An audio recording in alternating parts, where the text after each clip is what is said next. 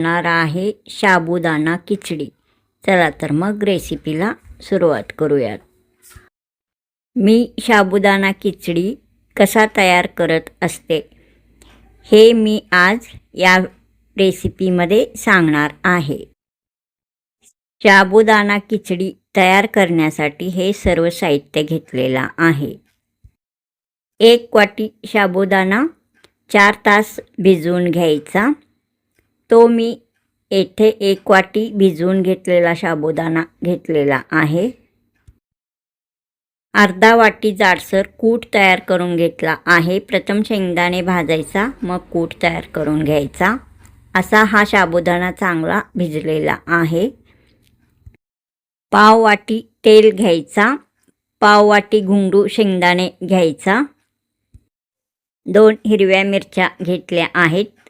1 चमचा साखर, 1 चमचा मीठ घेतला आहे पण चवीनुसार घालायचा.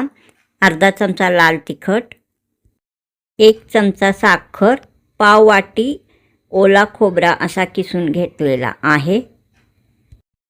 हा बघा, असा सर्व साहित्य मी येथे घेतलेला आहे.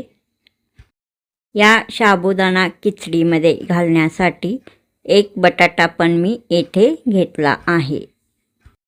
हा बटाटा कच्चाच घ्यायचा, वरचा साल काढायचा. हा बघा, अशा प्रकारे स्वच्छ पाण्याने प्रथम धुतला आहे, मग वरचा साल काढला आहे.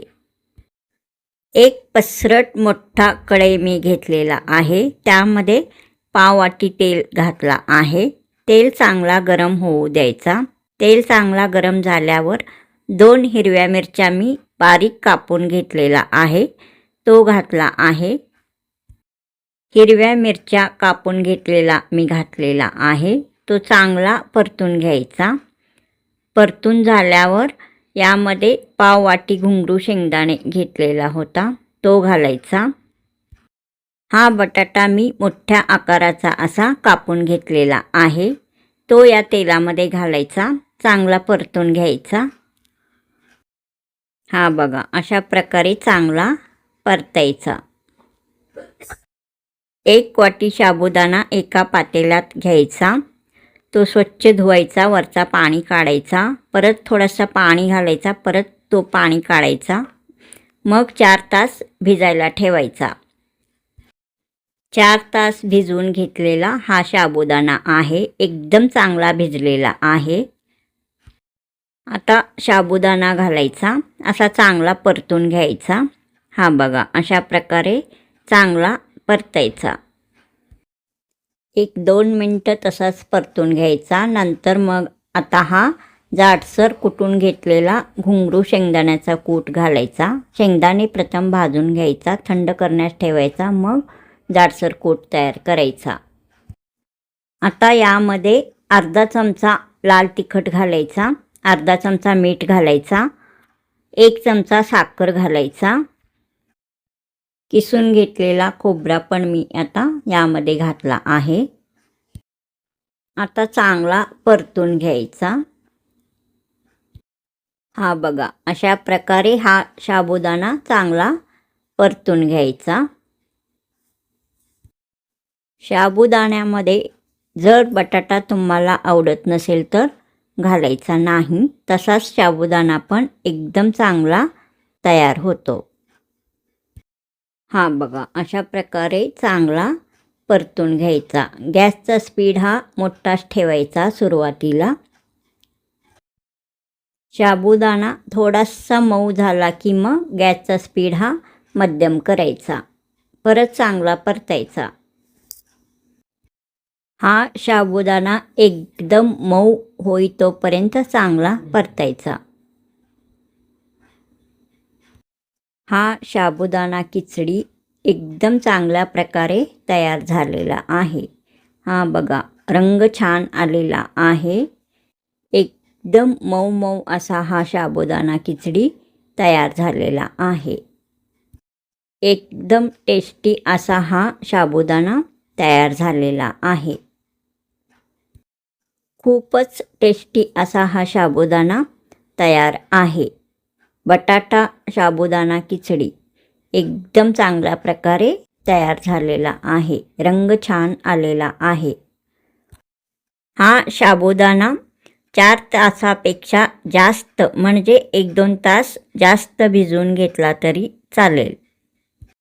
हा साबुदाणा 4 तासापेक्षा कमी वेळेमध्ये भिजवून घ्यायचा नाही. कमी वेळेत साबुदाणा भिजवला तर तो साबुदाणा असा चांगला व्यवस्थित भिजत नाही. त्यासाठी साबुदाणा हा 4 तास भिजवून घ्यायचा. त्यापेक्षा 1-2 तास जास्त भिजवून घेतला तरी चालेल. सर्व टिप्स लक्षात ठेवून हा साबुदाणा केल्यास एकदम चांगल्या प्रकारे हा साबुदाणा तयार होतो. साबुदाणा खिचडी हा रेसिपी तुम्हाला आवडल्यास सबस्क्राईब करा, लाईक करा, शेअर करा, कमेंट करा.